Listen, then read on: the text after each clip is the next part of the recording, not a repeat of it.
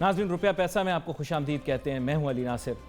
कल पूरा दिन सोचता रहा, तनकीद करना बहुत आसान है, हम सभी नाकिद बन जाते हैं। पहले हमने नून लीग की हुकूमत पर उसकी माशी पॉलिसियों के ऊपर तनकीद की, उससे पहले पीपल पार्टी की माशी पॉलिसियों के ऊपर तनकीद की और भरपूर तनकीद की।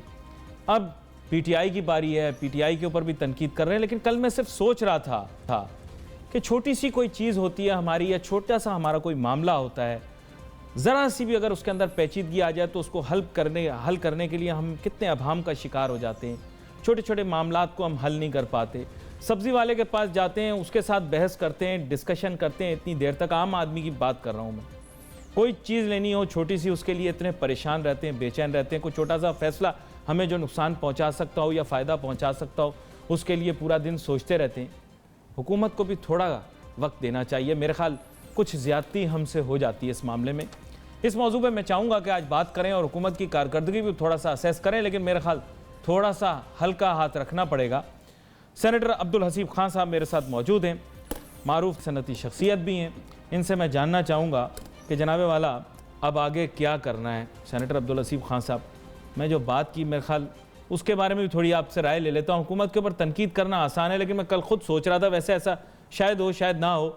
अगर किसी इख्तियार के ओहदे पर बैठ जाऊँ तो मेरे लिए फ़ैसला लेना बड़ा मुश्किल हो जाएगा। हुकूमत पर खालिसतन तनकीद करना थोड़ा गलत होगा। नहीं, तनकीद करना और उनके तमाम जो आउटपुट्स उनके सामने आते हैं उसको एनालाइज करके उसमें से कोई मुस्बित राय देना, ये एक तरीक़ा होता है। ये इंटरनेशनल वो है, क्योंकि हमारे मुल्क में नहीं, हर जगह के ऊपर जो है वो प्रॉब्लम्स आती हैं, और प्रॉब्लम के साथ ये अल्लाह का निज़ाम भी यही है कि उस प्रॉब्लम के साथ साथ उसके सॉल्यूशंस भी होते हैं, और सॉल्यूशन भी प्रॉब्लम के अंदर ही होते हैं। They exist together. तो अगर आप प्रॉब्लम्स को एनालाइज करें तो you will find a solution. बदकिस्मती ये है, जैसे अभी आपने अपने इंट्रो में कहा, कि तनकीद है और तनकीद करने वाला वो है कि जिसको खुद भी नहीं पता कि वो इन डेप्थ उसकी स्टडी नहीं है, तनकीद कर रहा है। आपने 100 दिन दिए थे, आपने बस 100 दिन पूरे हो गए, आपने 100 दिन में कुछ नहीं किया। अरे भाई, अगर 20 साल की कारकर्दगी को सामने रखते हुए अगर आपने कोई बात करे तो 100 दिन तो 100 साल चाहिए होते हैं उस तमाम को साफ़ करने के लिए, नया बिल्डिंग बनाने के लिए। भाई 100 दिन में तो चीज़ें समझ में आती हैं नई हुकूमत को। मिनिस्ट्री जब आती है देखते हैं कि इस मिनिस्ट्री क्या काम हो रहा है। ऐसा नहीं है कि 100 दिन के अंदर आप उससे कहीं भी आप आपका बताइए लिख के कि आपने क्या लिहाजा मैं जो नतीजे पहुँचा हूँ कि अब तनकीद करना बंद करें, और प्रॉब्लम्स को आइडेंटिफाई करने के बाद उसकी रोशनी के अंदर कोई फैसले करके फिर आप एडवाइस करें। कंसर्न तनकीद की जगह तजवीज़ कर लें, है ना? देंगे ना सर। आप यहाँ पर एक छोटी सी ब्रेक लेते हैं, तजावीज़ की एक फहरिस्त लेते हैं, लेकर हुकूमत के सामने रखते हैं, तो थिंक टैंक की तरह आप काम करते हैं। Let's take a short break.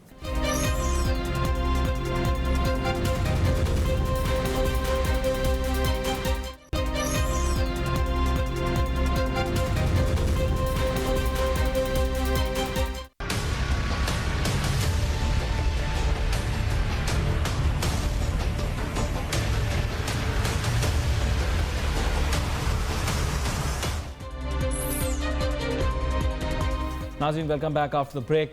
Break पे जाने से पहले यही बात हो रही थी कि अब इतनी ज़्यादा तनकीद हो गई, बल्कि 3-4 दिन तक तो मैं कहूँगा कि बिल्कुल ओवरफ्लो हो गया तनकीद का। शायद हुकूमत से भी कुछ गलतियाँ हो गई कि 100 दिन का उन्होंने खुद अपने लिए एक टारगेट ऐसा रख लिया, थोड़ा सा अनरियलिस्टिक, उस पर बात ही नहीं करनी चाहिए थी। लेकिन I think they were looking for extraordinary results, but that can not happen in Pakistan. चलें अब बात करते हैं तामीराती, थोड़ी तजवीज़ पे बात करते हैं। सेनेटर अब्दुल हसीब खान साहब, अब बात ये है कि अब तजावीज़ देना, अब 3 मसले अवाम को जाकर ना मैंने चेक किया, थोड़ा सा उनसे पूछा, भाई करतारपुर का रूट खुल गया, आपके लिए आसानी पैदा हो गई। उन्होंने कहा सर ये सब चीज़ें अच्छी हैं, हुकूमत को करनी चाहिए, क्लीन ग्रीन पाकिस्तान, लेकिन मुझे बताएं रोज़गार मुझे कब मिलेगा, गुर्बत कब कम होगी और महंगाई कब कम होगी। मेरे इन 3 सवालों का जवाब दें। ये करतारपुर खोल दिया, बहुत अच्छा काम किया, क्लीन ग्रीन पाकिस्तान बहुत अच्छा काम है और बहुत अच्छे काम कर रहे हैं, इन पे बात करें जी बात। बस इसके अलावा कुछ है भी नहीं। आम आदमी को सामने रख के आप हर चीज़ जो है उसके ऊपर आप बनाते हैं। बजट बनता है तो उसमें भी आपको ये देखना होता है कि भाई आम आदमी को की जो ज़रूरियात है, क्या कानून जो पाकिस्तान का है, कॉन्स्टिट्यूशन आर्टिकल 38, 39 उसकी पासदारी लाजमी है। तो जब कोई बजट बनाया जाता है, कोई गवर्नमेंट बनाएगी, तो उसको ये 4 चीज़ें जो आपकी बेसिक जो बुनियादी आपकी ज़रूरियात हैं, जो कॉन्स्टिट्यूशन में लिखा हुआ है आर्टिकल 38 में कि मुनासिब इलाज मालजी की सहूलत, तालीम की सहूलत, छत, सब ये है ना लिखा हुआ ना, कानून है ना, ये बेसिक रिक्वायरमेंट है और जो गवर्नमेंट देनी है, ताल्लुक अवाम से नहीं है, कहाँ से लेके आया हुआ है।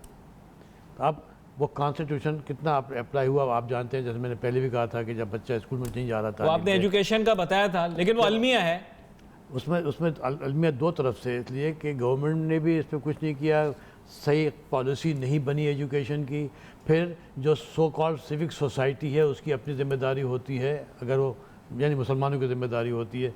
बाहर की दुनिया में देखें, क्या ऑक्सफोर्ड क्या गवर्नमेंट बना के दिया था मैंने यूके में, आप नाम सुना है बहुत ना, ऑक्सफोर्ड यूनिवर्सिटी गवर्नमेंट बना के दी थी या नहीं, प्राइवेट? वहाँ पर अवाम में शऊर है। अमेरिका के अंदर कितनी तो यूनिवर्सिटी अब तो जब ये लोग कर सकते हैं तो हम क्या, हम तो मुसलमान हैं, हमें तो इससे आगे बढ़ के करना चाहिए कि जो कुछ तुमको हमने दिया उसमें से खर्च करो, तो खर्च कहाँ करो, तालीम पे करो, सेहत पे करो, और आम आदमी की जो रिक्वायरमेंट है उसको पूरी करो। ये आपने दिल के तार छेड़ दिए। अब मैं थोड़ी कड़वी बात आपसे पूछूंगा। देखें, माशरे को जोड़ें मईशत के साथ। आप मुझे ये बताएं कि कितने लोग रिस्पॉन्सिबल सिटीजन हैं इस मुल्क के अंदर।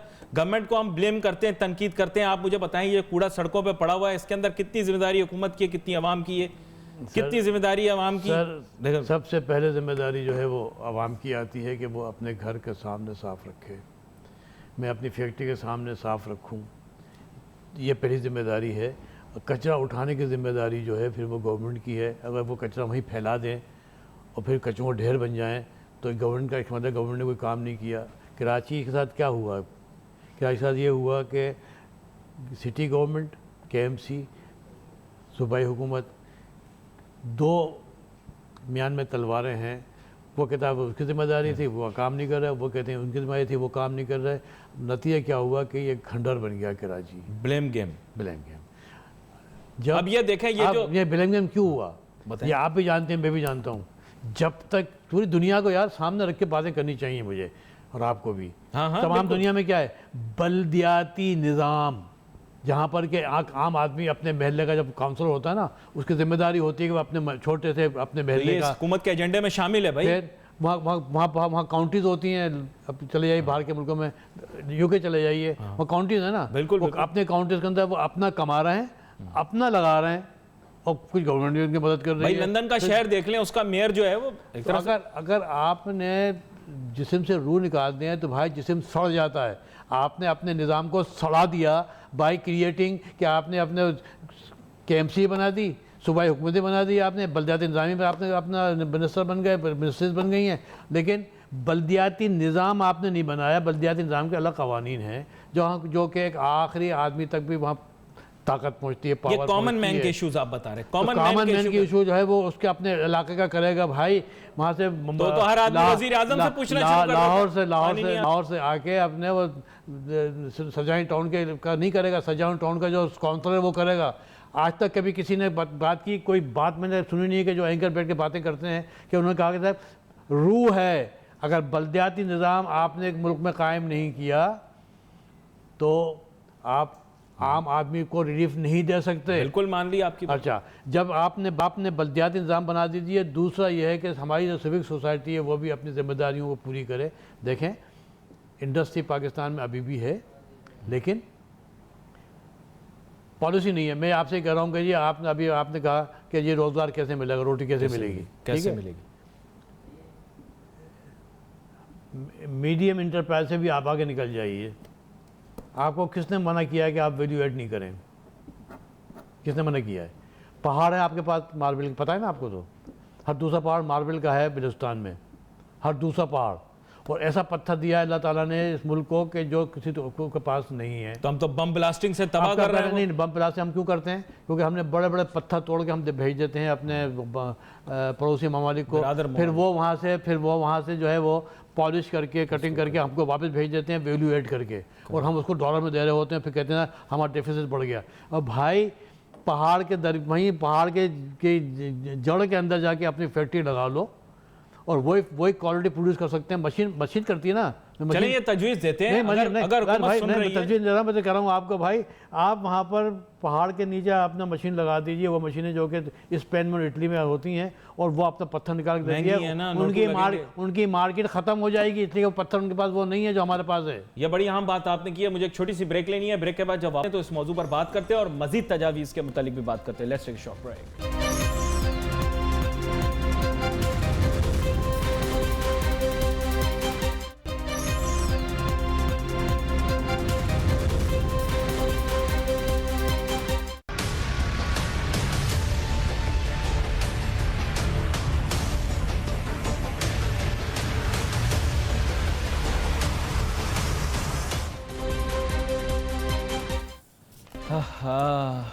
ब्रेक के दौरान मेरे फाजिल मेहमान ने इस तरह की बातें की कि मेरी आंखों में आंसू आ गए।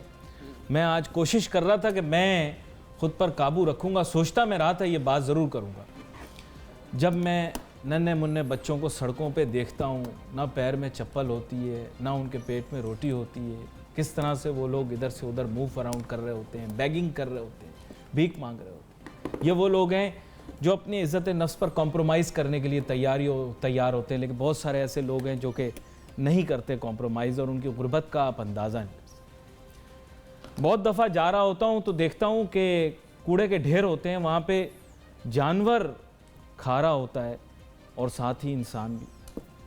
तो मुझे शर्मिंदगी होती है और अपने वजूद से घिन आना शुरू हो जाती है। सेनेटर अब्दुल हसीब खान साहब, यू आर एक्सपेक्टिंग कि मैं उन गरीबों को जाकर ये बताऊं कि पीएसडीपी क्या होती है, जीडीपी क्या होती है, करंट अकाउंट डेफिसिट क्या होता है, या आप मुझे चाहते हैं कि मैं उनको जाकर उनके मसले का हल बताऊं? अगर कल मेरा गिरेबान पकड़कर बोले कि तुम टीवी पर जाकर शो करते हो, शोर मचाते हो, हमारी गुर्बत का हल बताओ, तो मैं क्या बताऊंगा उनको कि पब्लिक सेक्टर स्पेंडिंग क्या होती है? मैं तो उसको ज़रा हर एंगल से देखता हूँ। मैं 6 साल बैठा हूँ पार्लियामेंट में, तो पार्लियामेंट में पार्लियामेंटेरियंस के साथ बैठा हूँ मैं। पार्लियामेंटेरियंस जो आम आदमी की बात नहीं करते, क्योंकि अपनी पार्लियामेंट तो कानून बनाने के लिए होता है ना बस, और 5 साल के लिए आते हैं। तो 5 साल में अपनी बात अपनी सोचेंगे या आवाम की सोचेंगे? तो पार्लियामेंट में भेजता कौन है? आवाम। तो फिर आपकी आवाम की बात कर रहे हैं।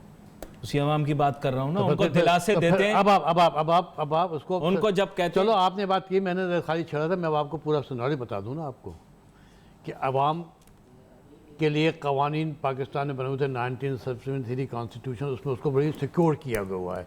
कोई एक आदमी भूखा नहीं सो सकता, ये गवर्नमेंट की जिम्मेदारी है। कानून बन गया है किताबों में, इम्प्लीमेंट नहीं हुआ।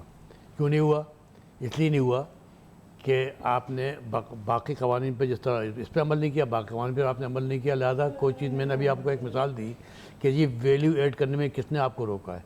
ये एक बात बता दूं आपको, पाकिस्तान दुनिया का वाहिद मुल्क है एज़ टुडे जिसके पास दौलत के अंबार हैं, ज़मीन के अंदर, ज़मीन के ऊपर आज भी है। इसको कैसे समझाऊं? ये मसला मैं आपको और आपके टीवी के साथ में ये आपको चैलेंज करके जा रहा हूँ कि प्लीज़ लेट मी नो कि कोई दूसरा मुल्क इस मुल्क में आएगा टुडे जो पाकिस्तान ज़्यादा मालदार हो। आप point taken, but the thing is कि मैं उसको नहीं सर, मैंने चैलेंज किया है आपके पूरे टीवी को। चैलेंज मैं आपकी बात को एक्सेप्ट भी कर लेता हूं, एक्सेप्ट भी कर लेता हूं, फिर कर लिया। अब कर लिया। अब मैंने आपको एक मिसाल दी, आपको सेव वैल्यू एड करें आप अपना। एक मिसाल दी मैंने आपको, सिर्फ पहाड़ की एक। अच्छा, दूसरी, आवाम बैठी हुई है आपकी पूरी, हर महल्ले के अंदर, वहाँ आवाम के हाथों में हुनर भी है। पूरे मुल्क में नौकरी नहीं है ना? नहीं, हुनर है। उनको ज़रूरत नहीं है। आप लोग नौकरी से नहीं निकलोगे। आप लोग अपना कूदें बंद किया हुआ है। मैं क्या बात कर रहा हूँ, पूरी बात माइंडसेट है, पूरी बात सुन ले आप, सुन लिए, पूरी बात सुन ले। मैं उसी आवाम की बात करूँ जिसके कि आप कहने वो कैसे घोड़े खाता है। उस आवाम के लिए एक निज़ाम है तमाम दुनिया में कॉटेज इंडस्ट्री। कॉटेज इंडस्ट्री वो होती है जो घर पे लगाई जाती है। अच्छा, हमारे मुल्क में नहीं लगाई जा रही। और घरों के अंदर, गरीबों के घर के अंदर जहाँ रोटी नहीं है वहाँ पर लोग हाथ में हुनर लिए बैठे हैं, उन्हें क्या चाहिए। अच्छा, ये माइक्रो फाइनेंसिंग बैंक कब आई थी? मैं आपसे सवाल कर रहा हूँ। बहुत अरसा हो गया। नहीं, नाम बताओ, किस्त कौन लेके आया था? मेरे ख्याल ज्यादा मुशर्रफ दौर में आई है, जहां तक मुझे याद है। उससे पहले तो वो ग्रामीण बैंक आया था ना, वो अलग है। चल मैम, नहीं, मैं बता दूं आपको। ये आई थी माइक्रो फाइनेंसिंग बैंक, ये बेनज़ीर भुट्टो ने पहली मतलब लेके आई थी। और कब लेके आई थी? जब बेनज़ीर भुट्टो ने अपनी स्कीम निकाली कि ये हम 10,000 रुपये ये देंगे, है ना, सब 10,000 के साथ मशरूत थी माइक्रो फाइनेंसिंग बैंक उन्होंने की, इस्टेब्लिश हुई। स्टेट आज तक कभी किसी ने पूछा, स्टेट बैंक वालों ने पूछा किसी से अपने बैंकों से, भाई आपने माइक्रो फाइनेंसिंग बैंक में आपने कितने अमाउंट जो है वो डिसबर्स किए अपने गरीबों को? 1,000 रुपये दिए थे। और ये पॉलिसी थी बेनज़ीर भुट्टो की। मैं इस बात पर उसको सलाम पेश करता हूँ। मेरे कितने इख्तलाफ हो मिलो अपने पार्टी से, क्यों कि उसने 10,000 रुपये का कहा था, ये 15,000 रुपये आप बैंक फाइनेंसिंग दे दिए, 25,000 रुपये हो गए। 25,000 में आप मशीन लेके आइए, तागा लेके आइए, कपड़े लेके आइए, तो ये टुकड़े लाइए शीशे के, बनाइए, अपने बेचिए, सर्कुलर बनाइए। तो इन्होंने भी दी थी यूथ लोन। नहीं, फिर सब उसके बाद की, इससे पहले कभी तस्वुर भी नहीं था। तस्वीर की थी। फिर क्या हुआ? नहीं, फिर क्या हुआ? आपने सिर्फ 10,000 रुपये दे के अपने और अपने वोट बैंक के साथ काम कर लिया। किसी ने अब माइक्रो फाइनेंसिंग बैंक ने नहीं किया।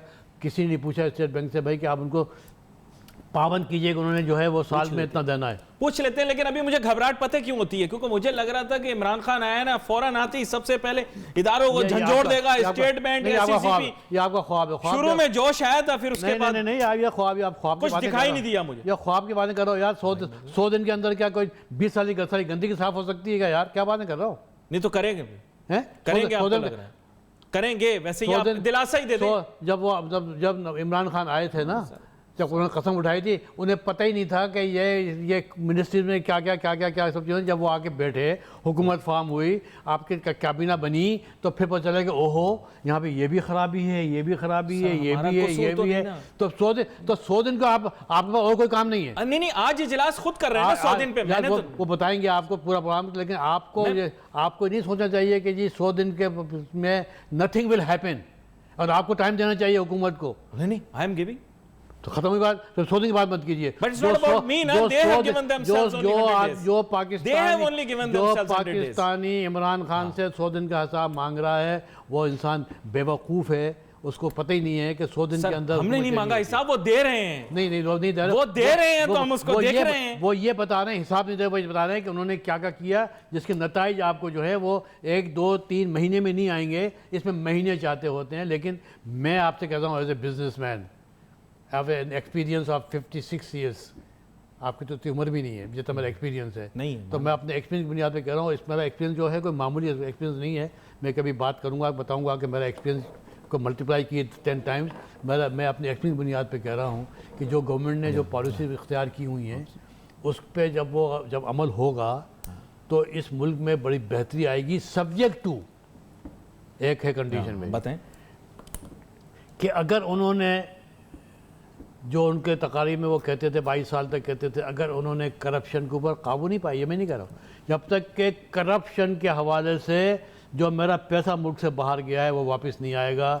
मैं ओपन कह के जा रहा हूँ। सियासी जमातें कहती हैं कि अगर करप्शन के खिलाफ कार्रवाई हुई, जमहूरियत के लिए खतरा है। सर मैं उसके नहीं, मैं तो आपको बता रहा हूँ, पाकिस्तान मेरे सामने है, हुकूमत मेरे सामने है। हुकूमत ने जो क्लेम किया था 22 साल, वो मेरे सामने है। मैं बिल्कुल 100% हूँ। मैंने देखा है कि जी पहले अदल बहाल हुआ था, अदलिया बहाल नहीं हुई थी, लेकिन अल्हम्दुलिल्लाह अब अदलिया भी बहाल हो गई है और नज़र आ रहा है कि समथिंग विल हैपन। मैं तो इसमें इंटरेस्टेड हूँ कि जी अक्रॉस द बॉर्डर आपको कोई चॉइस नहीं है।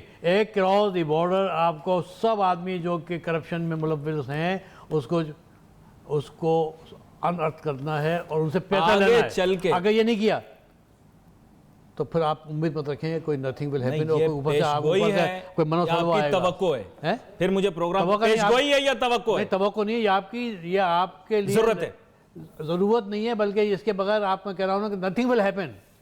यानी करप्शन के खिलाफ एक्शन लेना बहुत ही ज़्यादा ज़रूरी। मेरे ख्याल से लोग इस चीज़ को समझ पा रहे होंगे। बेताबी और बेचैनी अवाम की भी है और इसके अलावा अशराफिया में भी है। We wait for your message on Facebook. यहाँ पे अली नासिर हमारी टीम को इजाज़त दीजिए। अल्लाह हाफिज़।